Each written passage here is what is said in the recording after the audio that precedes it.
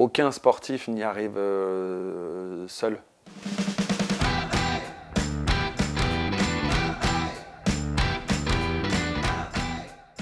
On est un sport d'opposition, l'entraînement ne peut se faire qu'en groupe. Quelqu'un qui veut s'entraîner seul, il va durer 3 mois, il va exploser. En fait, en judo, on ne peut pas avoir un entraînement de qualité sans partenaire. C'est juste pas possible. Je pense qu'au quotidien, la dynamique collective est essentielle. Tirer 300, 400 flèches par jour, donc ça représente entre 4 heures et 5 heures de tir, faire de la préparation physique et inscrire ça sur 8 ans, 10 ans pour y arriver. Si vous le faites tout seul, vous n'y arrivez pas. Vous avez besoin de l'énergie du groupe pour justement vous motiver, partager ces moments-là ensemble, même si derrière, après, il y a des stratégies individuelles. Je parle beaucoup d'esprit collectif, mais ça reste un sport individuel.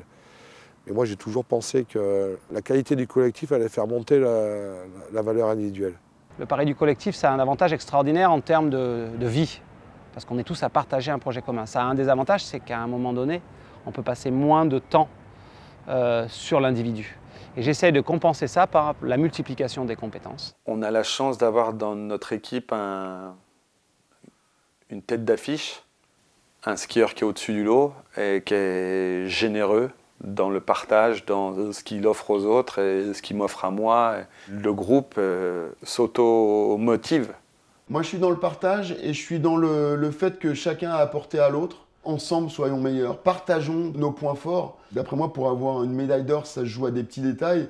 Et ben, le petit détail qui va être échangé avec le numéro 6 mondial et avec le numéro 7 mondial, peut-être que ça va leur faire aller à la place de numéro 2. Quand Fabien Gillot voit Florent Manodou 2 ans avant les Jeux Olympiques et lui dit « tu as un talent énorme », ça a un impact complètement différent quand c'est un athlète, votre père, qui vous dit ça plutôt qu'un entraîneur. C'est intéressant par rapport à l'émulation.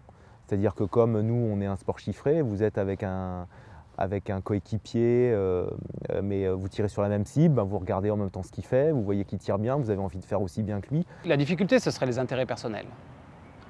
Quand on arrive à se débarrasser de l'échec, de la victoire ou de ses intérêts personnels, on fait des plus grandes choses.